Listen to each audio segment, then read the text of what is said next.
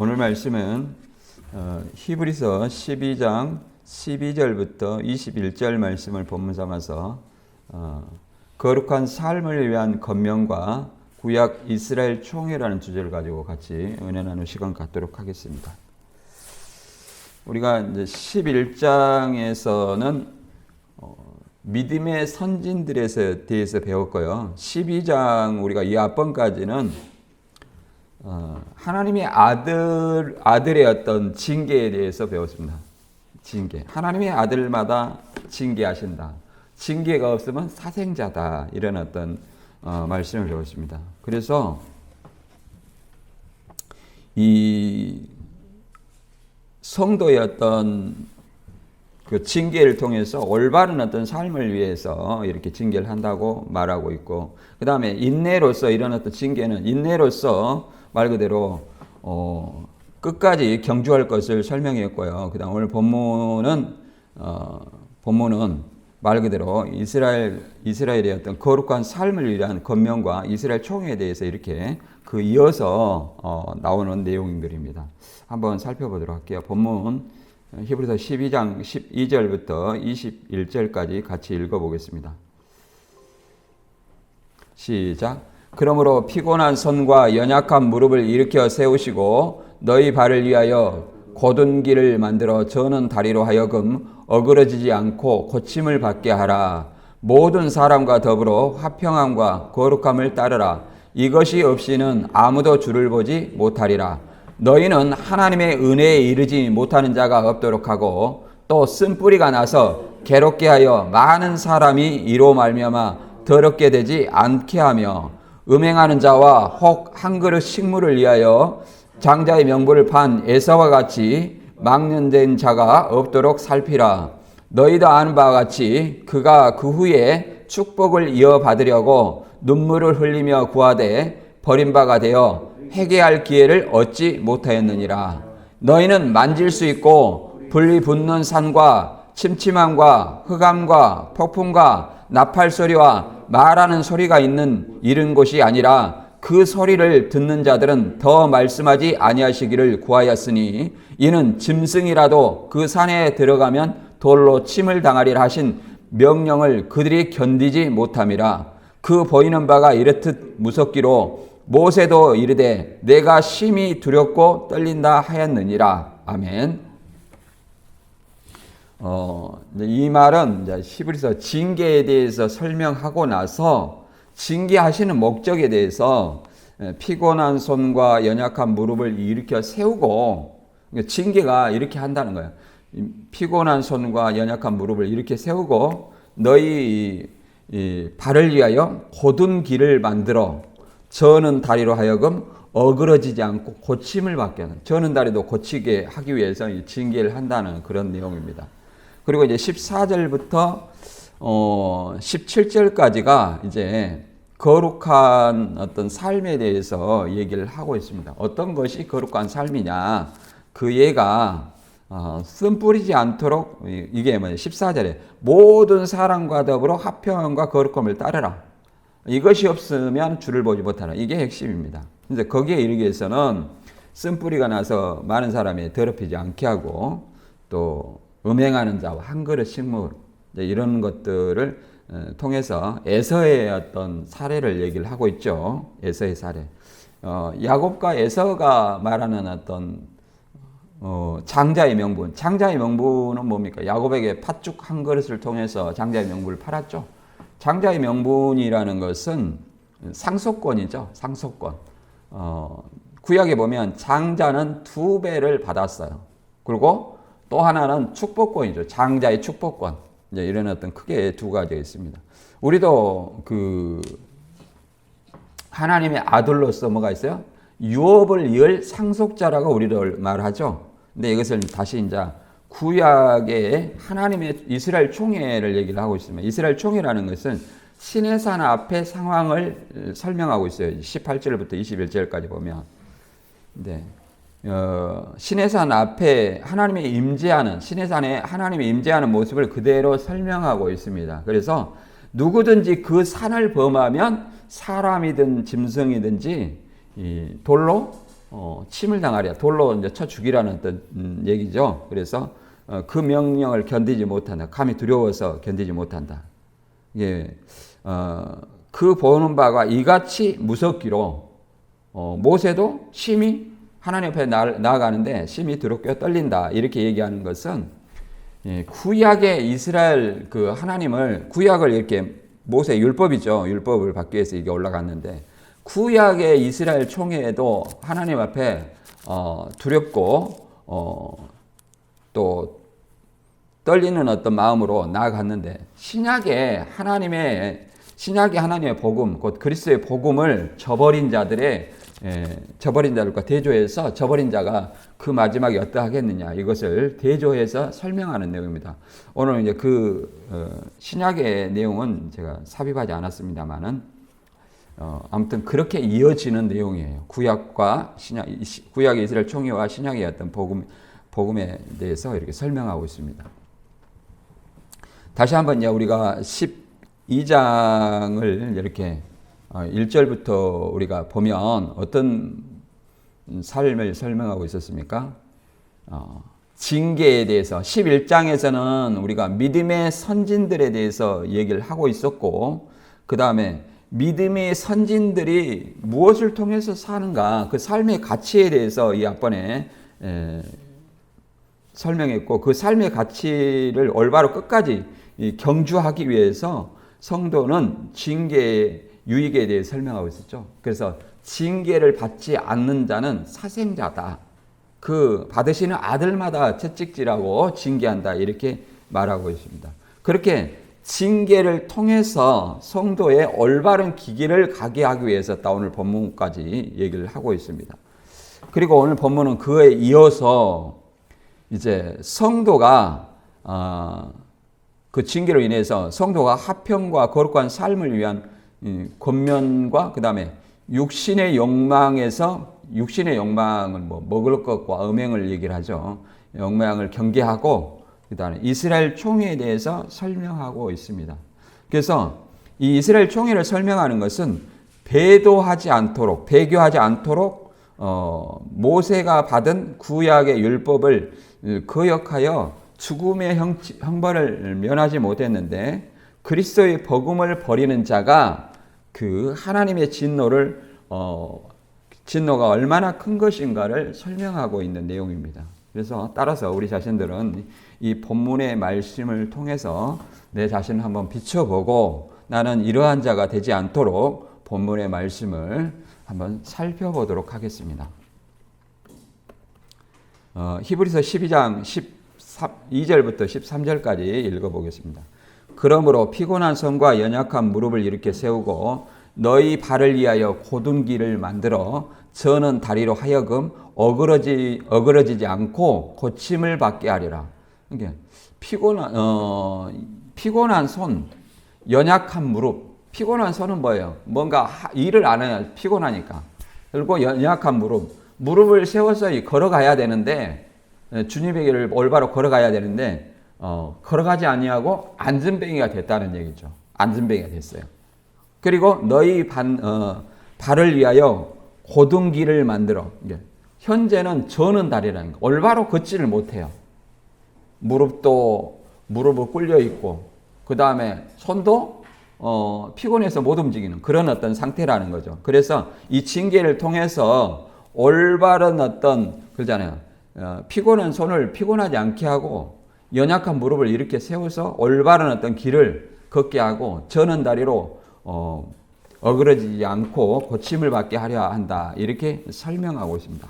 한마디로 하나님의 길을 올바로 걷게 하기 위해서 징계를 하는 목적을 설명하고 있습니다. 그래서 항상 징계는 다 받는 것이지만 그 징계를 받을 때 우리가 어떻게 받느냐에 따라서 그 결과가 달라지는 것입니다. 징계나 시험은 누구나 다 받을 수 있어요. 그러나 그것을 받을 때 내가 왜 나에게만 또 누군가 나에게 어떤 얘기를 할 때에 잘못된 것을 지적할 때 왜 니나 잘하지 왜 나한테만 그러냐 이렇게 받아들인다면 그에게는 발전이 없을 것입니다. 하나님이 우리 신앙하는 것은 하나님의 어떤 길로, 올바른 어떤 길로 가서 우리가 구원받고 천국, 그다음에 영생을 얻기 위해서 가는 것입니다. 내 자존심이나 내 인생의 의를 드러내기 위해, 내 자신의 의를 드러내기 위해서 신앙하는 것은 아니라는 것입니다. 내 자신의 의를 드러내기 위해서 신앙하려면, 그 의를 드러내려면 신앙할 필요가 없죠. 예수님은 뭐라고 그랬어요?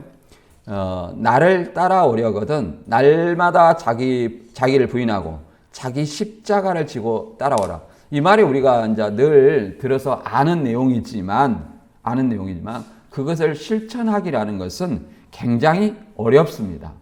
어려워요. 요새는 교회에서 뭔 말입니까? 가난한 성도가 있다고 하죠. 가난한 교인.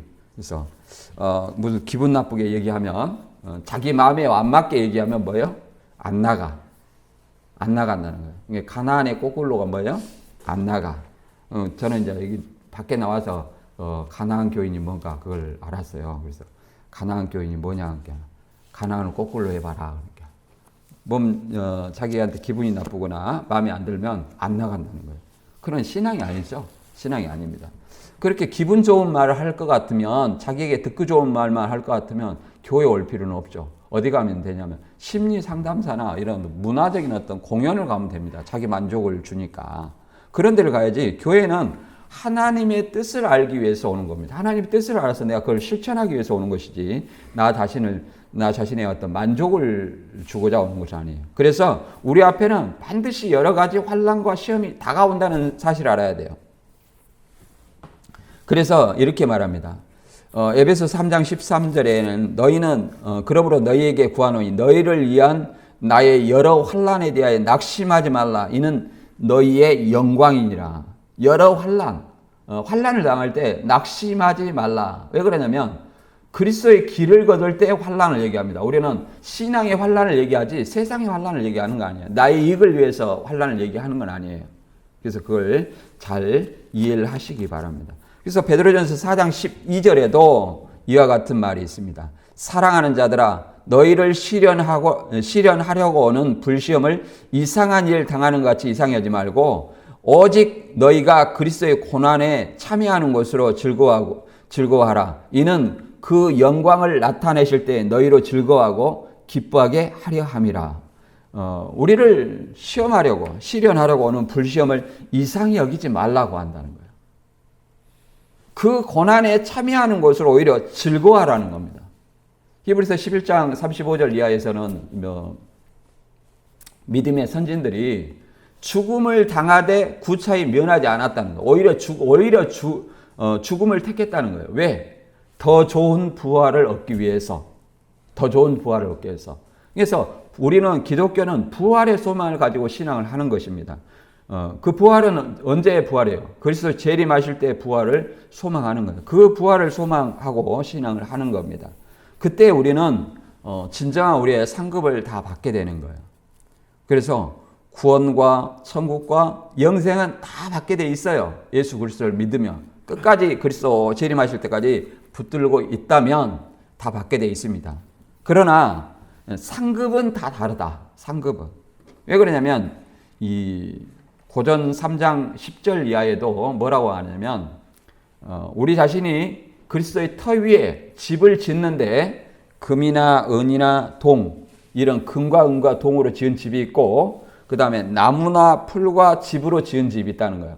겉모양은 똑같은 집이지만 그리스도 강림하실 때 불시험을 해서 타지면 그대로 남아있으면 상을 받고 남아있지 않으면 불 가운데서 구원을 얻는 것과 같다. 이렇게 설명합니다.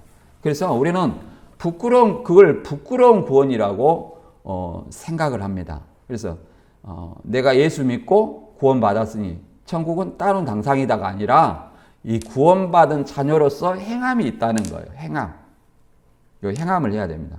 그리고 당신의 자녀에게는 모세도 여러 가지 시험이 있었고 아브라함도 시험했고 이와 같이 당신의 받으시는 아들마다 여러 가지 시험을 통해서 하나님께서 당신의 사명을 맡겼다는 것을 또 당신이 믿어 주었다는 것을 우리는 알 수 있습니다. 그래서 우리에게 하나님은 감당할 시험밖에 주지 않는다는 거예요. 아무리 나에게 어려운 시험이 온다고 할지라도 내가 마음 먹고, 성경에 그러잖아요. 마음만 먹으면 다 감당한다는 거예요. 고전 10장의 13절에 보면 사람이 감당할 시험밖에는 너희에게 당한 것이 없나니 오직 하나님은 미쁘사 너희가 감당치 못할 시험당함을 허락지 아니하시고 시험당할 즈음에 또한 피할 길을 내사 너희로 능히 감당하게 하시느니라.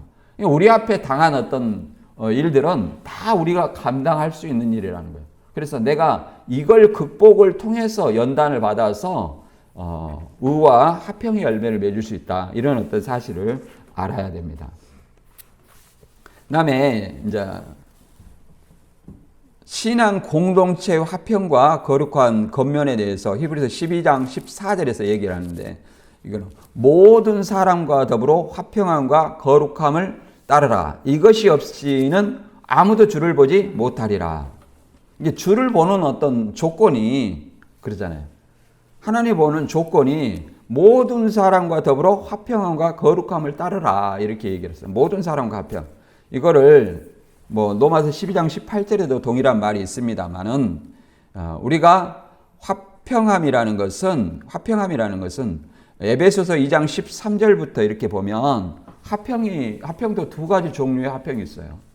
예수 그리스도를 통해서 이루어지는 화평이 두 가지가 있어요. 유대인과 이방인의 화평이에요. 유대인과 이방인의 담이 헐어졌어요. 뭘로? 예수님의 십자가로. 그래서 유대인과 이방인의 구분이 있어요, 없어요? 없다. 근데 이제 세대주의는 유대인과 이방인을 구분을 합니다. 구분을 해요. 명백히 구분합니다. 그러나 신약 시대에서는 구분하지 않습니다. 우리가 그리스도인이 아브라함의 후손이고 그리스도인이 이스라엘이고 그리스도인이 유대인이에요. 이면적 유대이다. 이걸 잘 기억해야 됩니다. 그리고 이제 두 번째는 유대인과 이방인의 화평 말고 두 번째는 하나님과 우리가 화평입니다. 아담의 지은 죄로 인해서 하나님과 원수가 되었어요. 뭐 때문에? 죄 때문에. 죄 때문에 우리는 하나님 앞에 나아갈 수 없고 하나님 우리 앞에 우리와 하나 될 수 없어요. 왜? 거룩하시니까. 그래서 이 죄를 해결하는 것이, 죄를 해결해야만 어디로 갈 수 있어요? 하나님 앞에 나아갈 수 있는데, 그래서 모세를 통해서 뭘 줬냐면 율법을 주었다 이 말이에요. 율법. 그래서 율법을 어긴 사람은 죄인입니다. 그 죄인들은 반드시 죄 사함을 해야 돼요. 죄 싹은 뭐니까? 사망이니까. 속죄 의식을 해야 되는데 어떻게 하냐면 예루살렘 성전에서 소나 양이나 비둘기, 형편에 따라서 흠없는 소나 양이나 비둘기를 통해서 그 죄를 짐승의 머리에 두는 안수를 합니다. 그래서 죄인 대신 죄를 전가받은 누구? 짐승을 대신 희생시켜서 속죄의 의식을 행했습니다. 이것은 하나의 그림자이고 실체로서는 누구예요? 예수 그리스도다. 예수 그리스도가 뭐예요? 유월절 희생양이다. 또 세상 죄를 지고 간 하나님의 어린 양이다. 속죄 제물이다. 화목 제물이다. 이런 말이 있죠. 그런 것처럼 예수 그리스도 십자가를 통해서 우리 죄를 해결했어요. 그러므로 말미암아 우리가 예수님을 통해서 누구한테 나갈 수 있어요? 하나님한테 나아갈 수 있다 이 말이에요. 이 죄의 담을 헐었다는 사실입니다. 이 죄로부터 해방되어 하나님과 우리와 화목되게 했다. 이런 어떤 의미가 에베소서 2장 13절부터 18절까지 있습니다. 이거 같이 한번 읽어볼까요? 에베소서 2장 13절 시작. 이제는 전에 멀리 있던 너희가 그리스도 예수 안에서 그리스도 피로 가까워졌느니라. 그는 우리와 화평이신지라. 둘로 하나를 만드사 중간에 막힌 담을 허시고 원수된 것 곧 의문에 속한 계명의 율법을 자기 육체로 폐하셨으니 이는 둘로 자기 안에서 한 새 사람을 지어 화평하게 하시고 또 십자가로 이 둘을 한 몸으로 하나님과 화목하게 하려 하심이라. 원수된 것을 십자가로 소멸하고 또 오셔서 먼 데 있는 너희에게 평안을 전하고 가까운 데 있는 자들에게 평안을 전하셨으니 이는 저로 말미암아 우리 둘이 한 성령 안에서 아버지께로 나아감을 얻게 하려 하심이라. 여기서 15절까지는 이제 유대인, 그리스도의 피로 유대인과 이방인이 하나 되는 거예요. 그리스도의 전에 멀리 있던 너희가 그리스도 예수 안에서 가까워졌다. 그래서 그는 우리 화평이신데 둘로 하나를 만든사 중간에 막힌 담을 하시고 여기에 둘로 하나를 만든사 유대인과 이방인이 이게 둘로 갈라졌었어요. 그런데 이 중간에 담이 있었어요. 유대인과 이방인. 그런데 그 막힌 담을 허시고 원수된 것 곧 의문의 계명이 속한 율법을 자기 육체로 십자가로 폐하셨고 이제 이 둘로 자기 안에서 유대인과 이방인이 예수 그리스도 안에서 새 사람을 지어 화평하게 하셨다 이렇게 말합니다. 그래서 오늘날에는 유대인과 이방인 구분이 있어요 없어요? 없다. 그 다음에 16절에 이제 십자가로 또 이 둘을 한 몸으로 만들었다 했는데 여기서 이 둘은 뭐냐면은 하나님과 사람이에요. 하나님과 사람이에요. 이 둘을 한 몸으로 만들어 하나님과 화목하게 하려 하심이라. 그렇죠? 하나님과 화목하게 하려 하심이라. 원수된 것 십자가로 소명하시고 하나님과 원수가 됐는데 우리로 하나님과 이렇게 십자가로 소명하시고 또 먼 데 있는 너희에게 평안을 전하고 가까운 데 있는 자들에게 평안을 전하셨으니 저로 말미암아 우리 둘이 한 성령 안에서 한 아버지께 나아감을 얻게 하려 하십니다. 하나님과 화평해서 누구한테 나간다는 거예요? 하나님 앞에 나아간다.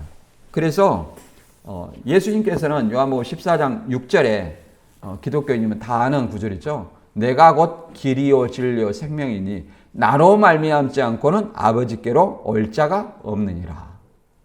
이렇게 말하고 있습니다. 그리고 거룩함이라는 것은 본래 거룩이라는 말은 하나님에게 사용된 용어예요. 하나님에게만 사용된 용어. 거룩한 하나님에게 우리가 죄인이 나갈 수 있어요 없어요? 없습니다.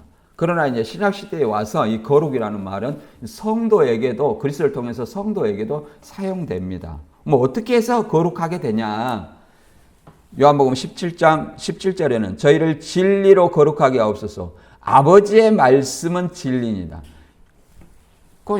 예수님의 어떤 진리, 하나님의 어떤 진리로 거룩하게 된다는 거예요. 그 에베소 4장 22절부터 24절까지도 마찬가지입니다. 너희는 유혹의 욕심을 따라 썩어져가는 구습을 쫓는 옛사람을 벗어버리고 오직 심령으로 새롭게 되어 하나님을 따라 의와 진리의 거룩함으로 지으심을 받은 새 사람을 입으라. 여기서 하나님을 따라 의와 신약에 말하는 서신서에 말하는 의는 바로 예수 그리스도를 말합니다. 예수 그리스도의 의를 얘기하는 거예요. 의와 진리의 거룩함으로 지으심을 받은 새 사람을 입으라 이렇게 얘기를 합니다. 우리가 예수 그리스도를 믿으면 우리는 그리스도로 옷 입은 사람이라 얘기를 합니다. 그리스도로 옷 입었으니까 누가 보더니 저 사람은 그리스도인이다 이렇게 보여야 된다는 거예요. 그런데 우리 교회 안에서만 그리스도인이다 이게 아니라 밖에 나가서도 누구처럼 보여야 돼요? 누가 보면 말과 행실에 그리스도인이구나 이런 모습이 나타나야 돼요. 그래야 뭐 그리스도로 옷 입었다고 얘기를 할 수 있겠죠. 그래서 그 다음에 15절부터는 이제 화평을 위협하는 분열과 육신의 욕망에 대한 어떤 경계에 대해서 말하고 있습니다.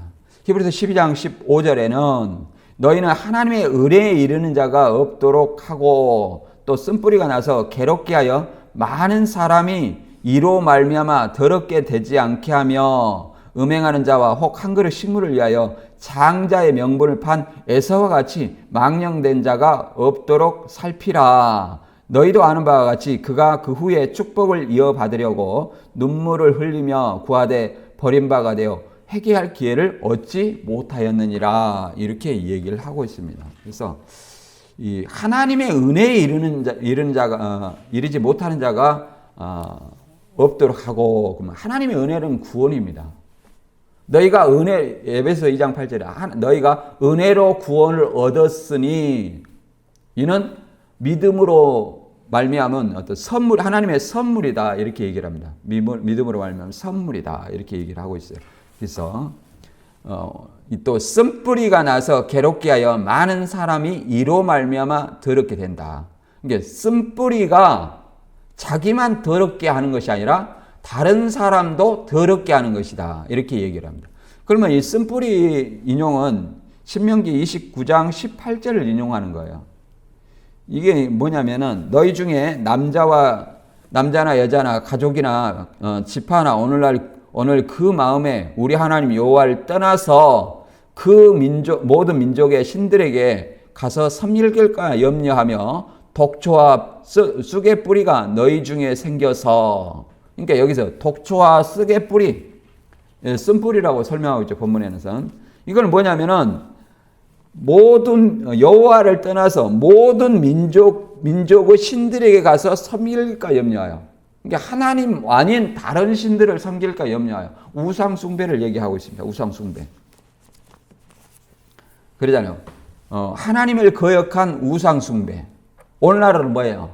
오늘날 우상 숭배는, 기독교인 우상 숭배는 완고함으로, 내 마음이 완고함으로 생겨나는 어떤 불신앙, 더 나아가서 그리스도를 배교하는 배도를 개혁한 거는 배도라고 나와 있죠.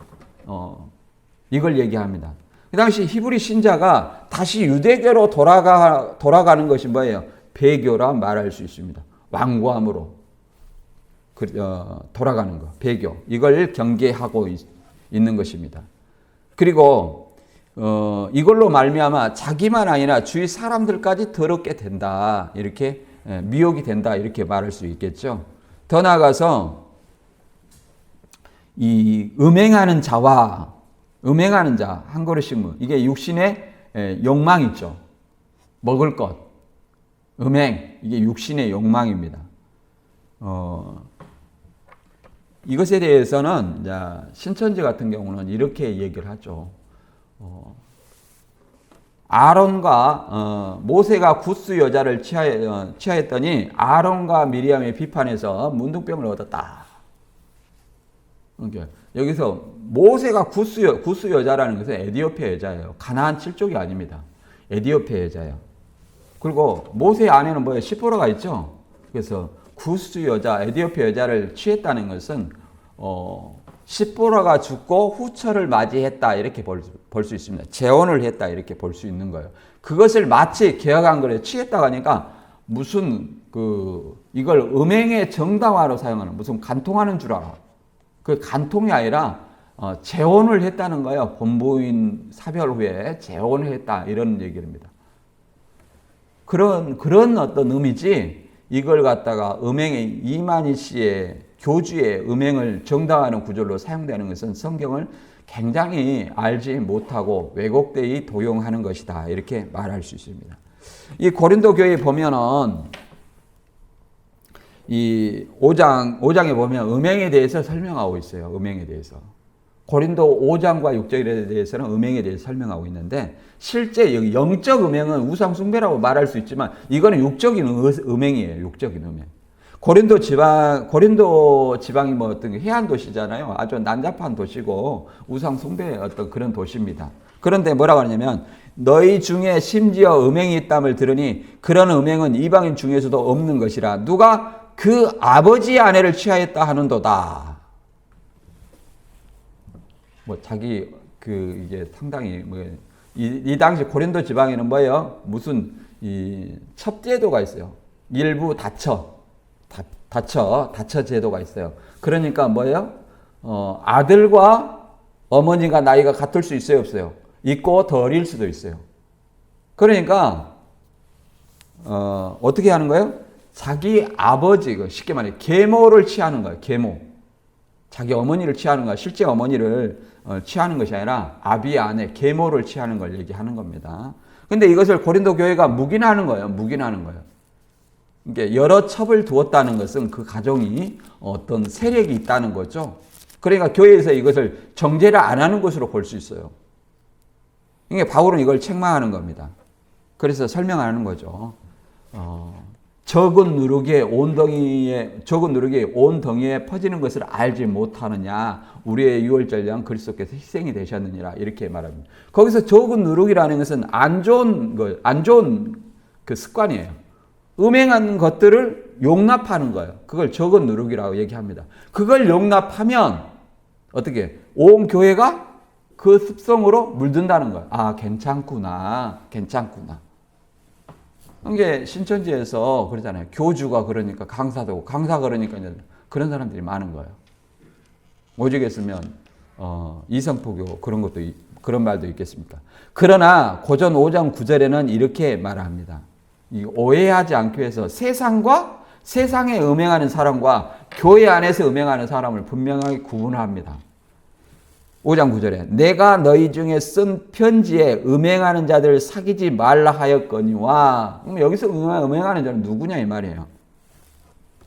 사귀지 말라 하였거니와, 이 말은 이 세상에 음행하는 자나 탐하는 자들이나 속여 빼앗는 자들이나 우상 숭배하는 자들을 도무지 사귀지 말라는 것이 아니니, 만일 그리하려면 너희가 세상 밖으로 나가야 할 것이니라. 그러니까 이 세상에 있는 음행하는 자들을 사귀지 말라는 것이 아니라, 그러잖아요. 세상에 음행하는 사람은 얼마나 많습니까? 내가 알지 못한지만. 그러잖아요. 그 사람들을 골라서 이렇게 안 사귀려면 지구를 떠나야 된다는 거예요. 바꿔 말하면 이 고린도 지방에는 얼마나 이 음행이 성행했다는 거예요. 거기도 매춘이 있었고 항구 도시니까. 그래서 차라리 세상을 떠나야 된다. 그러나 교회 안에서는, 고린도 교회 안에서는 뭐가 있어야 돼요? 그런 사람들을 사귀지 말라. 이렇게 얘기를 합니다. 교회 밖의 사람은 누가 판단해요? 하나님이 판단하신다는 거예요. 교중 사람이야 너희가 판단하지 아니하겠느냐. 이렇게 얘기를 하고 있습니다. 그러니까 제가 이제 신천지에서 이 강주 집화장의 그 음행 문제를 얘기를 했었어요. 여러 명의 여자를 거느린 집화장. 그때 당시에는 이만희 씨의 여자 문제를 몰랐을 때예요. 그래서 얘기를 이제 모여서 얘기를 하고 있는데, 이제 어느 강사가 이런 얘기 하더라고요. 우리도 집화장의 음행 문제는 좀 조심해야 되지 않느냐. 모세가 구스 여자를 취했을 때 아론과 미리암이 비판해서 문둥병 걸렸지 않느냐. 이렇게 질문을 한 경우가 있어요. 그래서 내가 강사가 돼가지고 성경을 그따위로 하냐 대놓고 그랬습니다. 그것이 간통으로 보이냐? 구스 여자 취한 것이 그게 간통이 아니라 그것은 모세가 재혼을 한 것을 얘기하는 거다. 재혼을 한 것을 얘기한 거다. 그리고 신약의 본문의 말씀을 설명을 해줬어요. 그랬더니 그 옆에 있는 센터 원장님들이나 다른 사람이 죽는다고 웃더라고요. 그래가지고 집화장의 음행도 계속 문제를 삼았던 거죠. 근데 나중에 나와서 보니까 이만희 씨도 여자 문제가 따따블로 많아요. 따따블로. 그러니 그런 곳에서 무슨 정의가 나오겠냐 이 말이야. 무슨 진리가 나오겠냐 우리는 생각을 해봐야 됩니다. 그 다음에 장자의 명분을 판 에서, 그러잖아요. 음행이나 이렇게 팥죽 한 거를 통해서 먹을 것이죠. 먹을 걸 통해서 장자 명분을 판 어떤 이런 사람들을 망령된 자라 얘기를 합니다. 그러니까 먹을 것을 위해서 초림 때는 장자의 명분을 판 사람이 누구냐면 예수를 그리스도를 믿는 자가 유업을 열자고 상속자고 장자예요. 그런데 예수 그리스도를 믿지 않아서 그러죠. 뭐 때문에? 자기의 먹을 것을 위해서 판 사람들이 누구요? 초림 때는 유대인들을, 유대 지도자들을 얘기합니다. 유대인들을 얘기를 하는 거예요. 근데 여기서 야곱이 우리가 잘 아는 얘기지만 창세기 25장 29절 보면 야곱이 죽을 쏘았더니 에서가 들에서부터 돌아와 심히 곤비하여 야곱에게 이르기되 내가 곤비하니 그 붉은 것을 나로 먹게 하라 한지라. 그러므로 에서의 별명은 에돔이더라. 에돔이 이제 붉은 사람이란 뜻이라 합니다. 그래서 야곱이 가로되 형의 장자의 명분을 오늘 내게 팔라. 에서가 이르되 내가 죽게 되었으니 이 장자의 명분이 내게 무엇이 유익하리요? 얘기를 했습니다. 그러니까 이 장자의 명분을 먹을 것보다 당장 먹을 것보다 그러잖아요. 가볍게 여겼다. 그래서 결국은 에서가 잃은 것은 뭐예요? 장자의 축복권, 그 다음에 상속권, 이 두 가지를 잃어버렸다는 거예요. 상속권과 이 장자만이 상속에 그 다른 사람보다 2배 받는다는 거. 오늘날 우리는 뭐 다릅니다. 오늘날 우리는 다 어떻게 받아요? 상속을? 자녀들은 1. 그 다음에 배우자는 1.5 이렇게 받는 거죠. 1.5.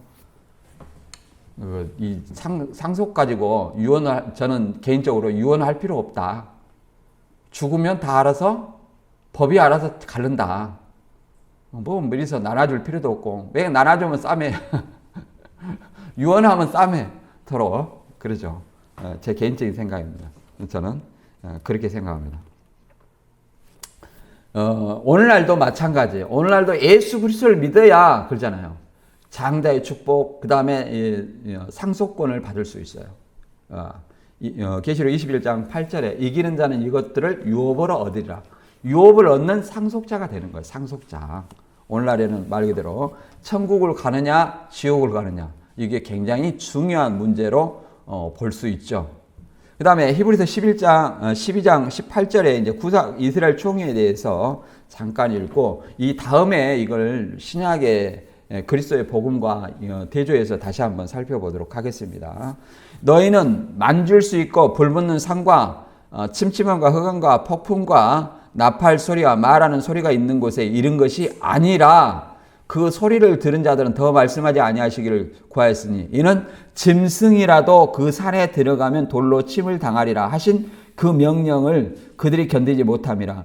그 보이는 바가 이렇듯 무섭기로 모세도 이르되 내가 심히 두렵고 떨린다 했느니라. 이것은 시내산의 광경을 얘기합니다. 시내산에. 출애굽기 19장 18절에 그러잖아요. 시내산의 연기가 자욱하니 여호와께서 불 가운데 거기 강림하심이라. 그 연기가 옹기점 연기같이 떠오르고 온 산이 크게 진동하며 나팔 소리가 점점 커질 때 모세가 말한즉 여호와의 하나님이 음성으로 대답하시더라. 그러니까 하나님의 나팔 소리가 하나님의 음성이에요. 그리고 불 가운데 강림했다. 여러분들이 그 시내산, 지금 시나이 반도에 있는 시내산은 잘못된 시내산이에요. 제가 김승학 장로의 그 시내산에 대해서 유튜브를 통해서 보기 전에는 그 의문이 해소되지 않았어요. 어떤 의문이었냐면 모세가 미디안으로 도망갔잖아요. 근데 미디안에서 잃어버린 양을 찾다가 시내산에서 하나님의 부름을 받았거든요. 양을 찾으러 시내산에 올라갔어요. 근데 그 시나이 반도의 시내산을 미디안에서 시나이 반도에 가려면 이 수에즈만 홍해라는 것이 2개가 있어요. 수에즈만이 있고 아카바만이 있어요. 이 아카바만을 건너야 돼. 미디안과 이 시나이 반도 사이에 있는 그 아카바만, 이 홍해를 건너야 돼.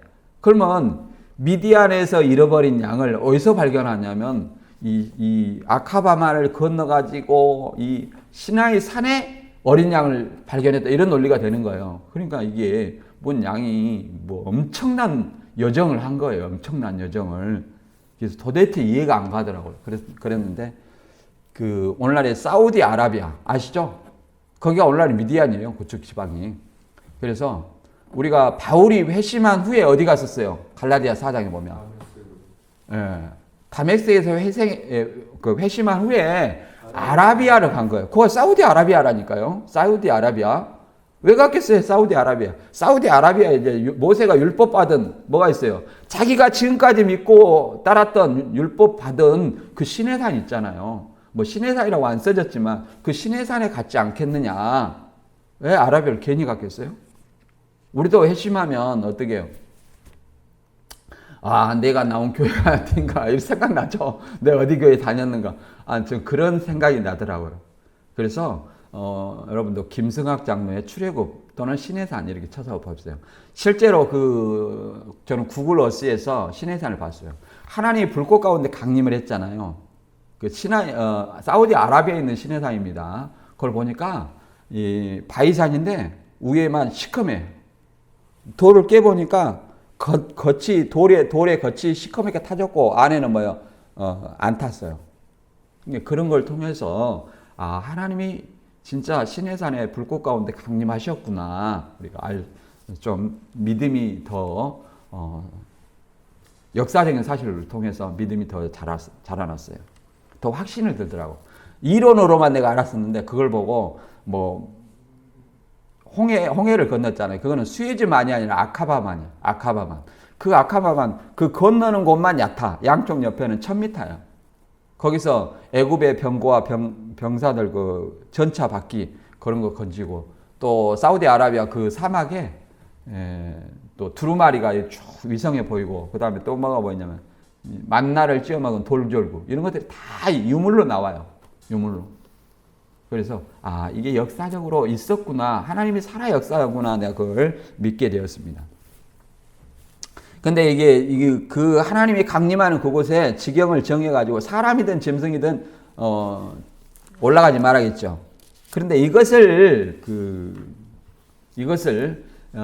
유재열 유인구 교주가 청계산이 신해산이다 해가지고 거기서 100일간 양육 받았다 얘기를 하는데 100일간은 며칠인가 합숙을 했겠죠. 하루 이틀이나 합숙했느냐 모르겠는데 합숙을 했어요.